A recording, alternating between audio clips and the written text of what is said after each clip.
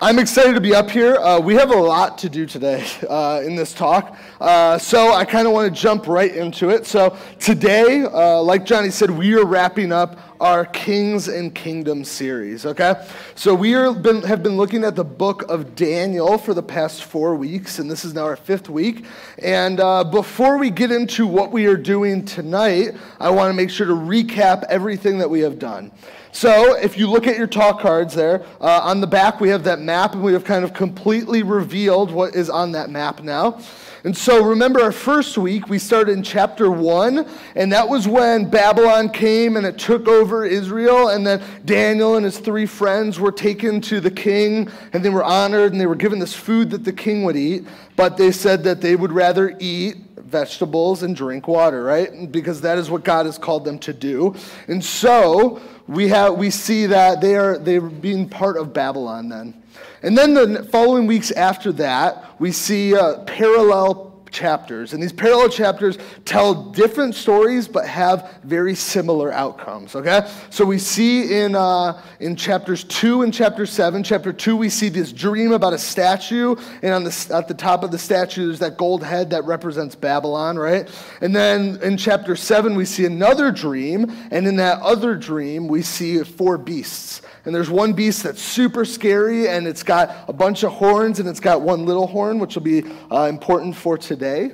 And then the following week, we talked about chapters 3 and chapter 6. Chapter 3 is about the fiery furnace, and chapter 6 was about Daniel in the lion's den. And both of those chapters were about God's people choosing to worship God rather than be told to worship earthly kingdoms or earthly kings, and ultimately how God saved them out of peril because they showed they were faithful.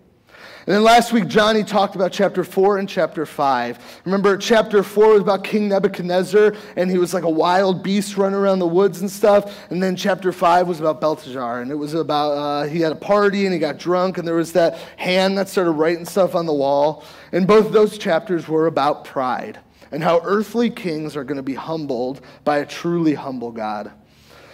And so today we are finishing up the book. And we don't have 1 chapter, we don't have 2 chapters, we have 5 chapters to cover. And that is a lot. That is a lot of content. And the chapters that we are going to be going through, there is a lot in there. And so, kind of like to help alleviate that, because there's just a lot of content and a lot of reading to do, I could come up here and I could read to you guys, and I could basically tell you, here's what's happening in each chapter, but I'm pretty sure that would take up the bulk of the time that we have. So instead, what we're going to do is you see numbers on the wall, 8, 9, 10, 11, and 12. Those leaders that I snagged, you guys can go ahead and grab those packets if you want. And what we're going to do is you guys are going to read through the chapters. So here's how this is going to work that is chapter 8, chapter 9, chapter 10, 11, and 12. And what you're going to do is as a table, in a minute here, you're going to get up and you're going to go to one of those chapters. It doesn't matter what order you're in. It doesn't matter which one you start with, because we're going to do our best to get to all of them. So what you'll do is you'll get up as a table, you'll go over to that chapter. That leader will hand a packet to your group. That packet will have the chapter printed out for you. And what you're going to want to do is you're going to want to go through and read through that chapter as a group. Read through it as much as you can, get as much out of it as you can, and then when you finish, go back up to that leader, and they're going to have a question for you. And there's going to be a question about that passage. And when you dig into that passage again, look at it and try to find the answer. And then on that notes card that you have, there's a spot for each chapter. And that's where you'll write your answer to that question, okay? And so when you write it down, then go show that leader that's standing up there under that number. They'll tell you if you got it right or if you got it wrong, and then you'll move on to the next chapter. So we're going to have about 15 minutes to do this. If you don't get through all of them, that's okay. But I want to encourage you guys to try to get through as many as you can because there's good content. And then after that 15 minutes is up, we'll come back to our tables and we will kind of wrap up the talk time for that night. All right? So go ahead and stand up as a table and go to one of these numbers up along the wall. And then we will get a 15-minute timer started up on the screen.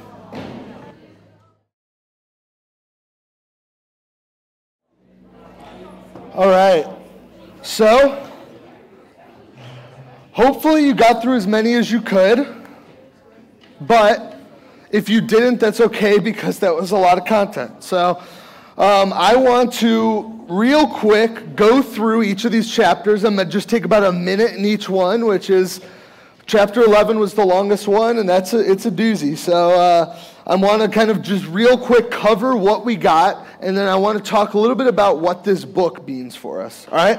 So chapter 8 this is another vision that Daniel's having, and we see these two more animals. We see two more creatures, and we see one ram, and one of your questions was, what are the unique physical characteristics of the ram?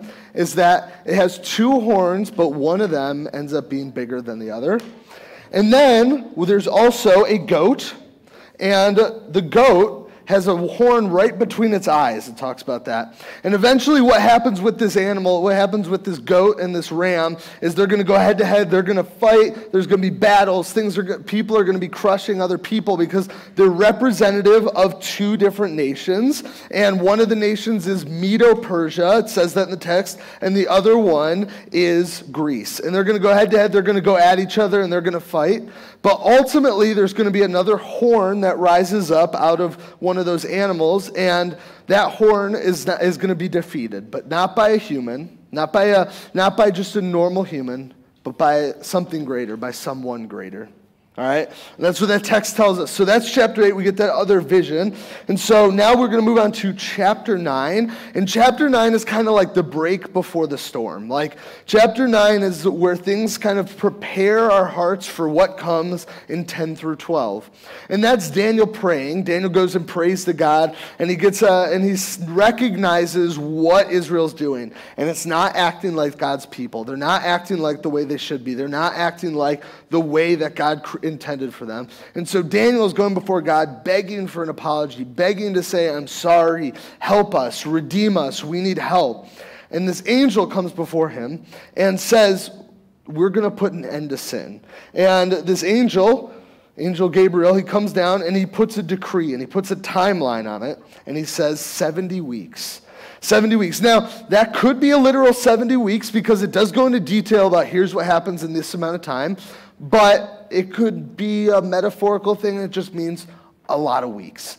We don't really know. There's different ways to take that, but ultimately what we should understand from this is that there will be a time when God is going to free us from sin. That we will be free and we will not have to worry about sin any longer. And so next we move into chapter 10. And chapter 10 is Daniel preparing to get this vision. Like, he goes and he fasts for a while and he prepares his body for it. And he starts thinking about this vision, and he's thinking about how overwhelming it's going to be and how hard it's going to be. And then this angel visits him. And he says, all right, what is this vision that you're going to reveal to me? What is this? And this angel then gives him a time. And he tells him when these visions are about, like what time these visions are about. And what the angel says is that they're for days yet to come. Meaning that it's for the future. It's for something that's going to come eventually. It's for something that's going to come later. And Daniel goes and prays for strength. He says, God, please give me the ability, give me the strength. And this angel says, you will have it. You'll be able to get through this vision. You'll be able to push through. Okay? And then we get to chapter 11. Chapter 11 is the longest chapter and probably the hardest chapter. And I'm not going to spend a ton of time on it, but we really could. But what it really talks about is a bunch of different nations and a bunch of different leaders rising and falling. These leaders that are going to come, they're going to rise and they're going to fall. They're going to defeat other nations. One eventually uses his daughter to manipulate another king. There's going to be brothers and sons that are fighting and all these different things. And at some point, there's even a leader that comes that's really following God closely. But that leader gets crushed quickly and is taken over by this person that's really good with words, and people like him, and people want to listen to him, and he will eventually kind of have power over the whole world, and people are going to want to follow him, and he's saying, God is not real, but I'm real, and I know better than him.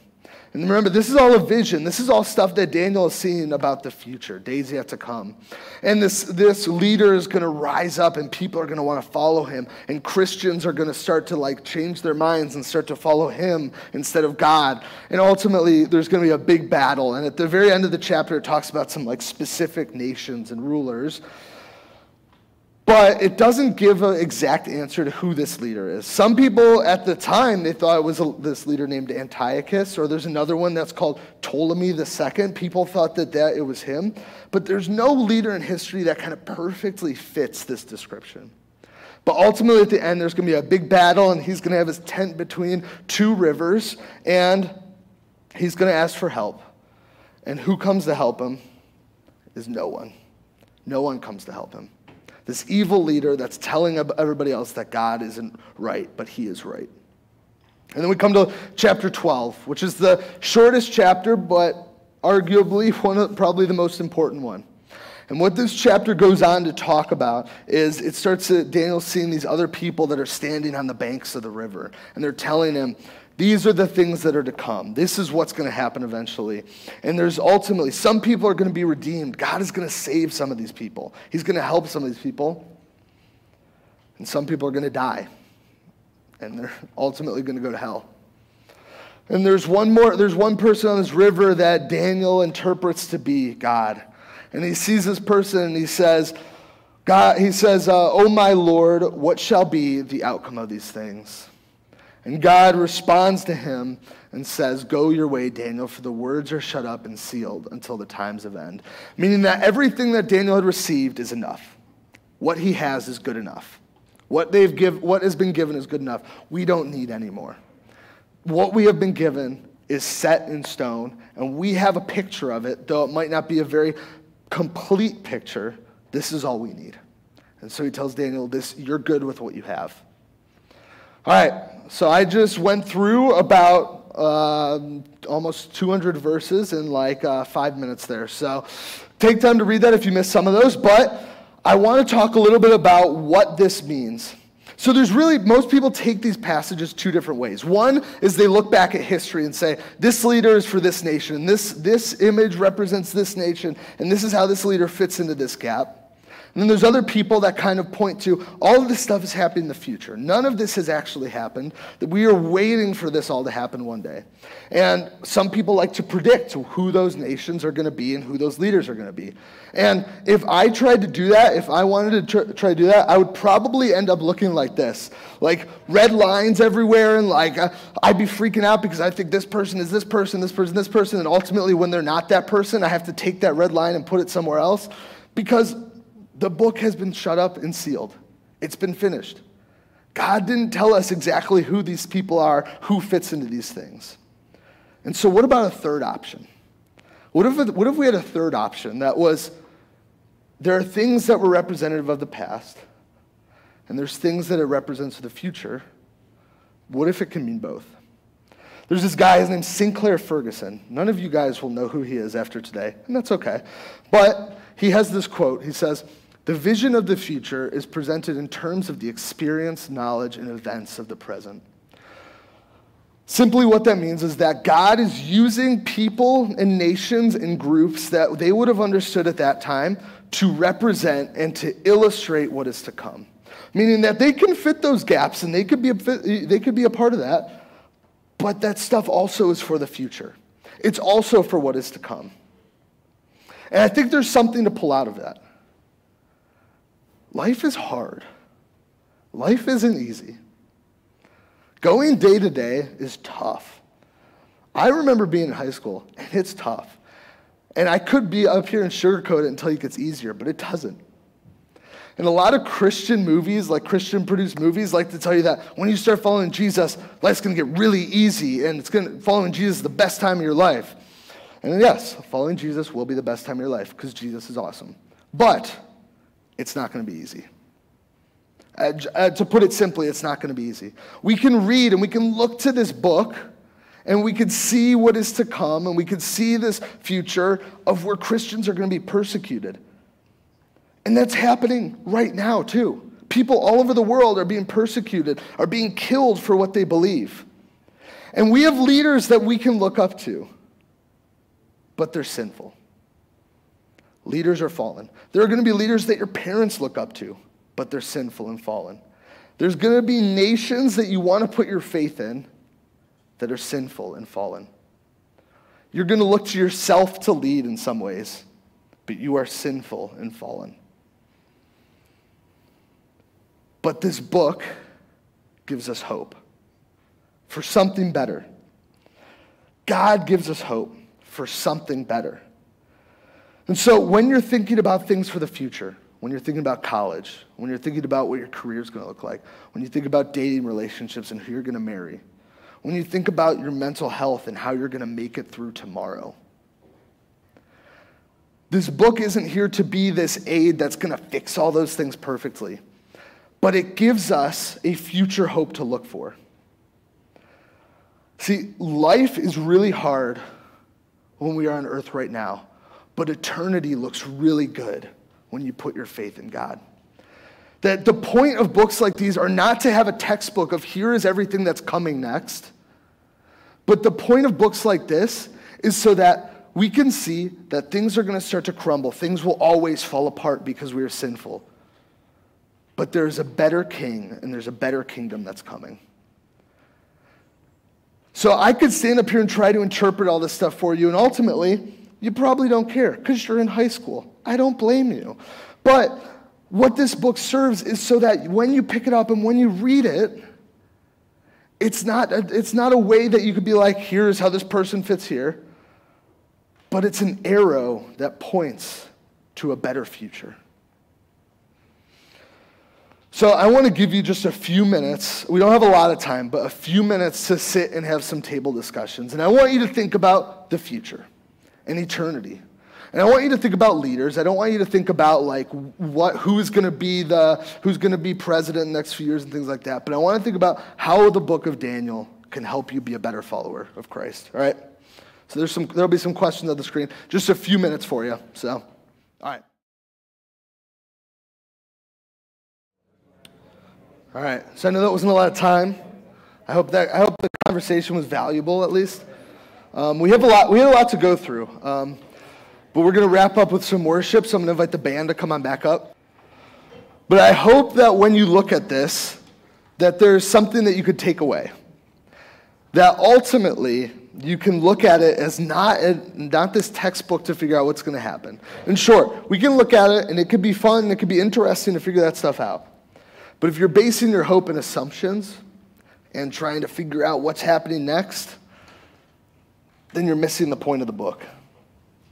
And when you think about the future, when you think about what your future holds, I want you to hold on to the fact that there is something better that's coming, something way better that's coming down the line. And it's okay to have a little bit of stress about college. It's okay to have a little bit of stress about relationships. But don't put your hope in those things. But put your hope in a better king, a better kingdom. And ultimately what it looks like to glorify that king. All right? I'm going to pray for us and then we'll get rolling with some worship. Lord, I thank you for the book of Daniel and the opportunity you've given us to worship and the opportunity you've given us to come before you and to look at a future hope. Then there's a future hope because of what your son has done on the cross and because of his sacrifice. And Lord, if there's anybody in this room that needs to hear that and needs to work in that, Lord, please stir them up and give them that opportunity to come before you and to look to you for forgiveness and to look to you for future hope. And I thank you for everything you've done and your son's work on the cross. In your name I pray. Amen.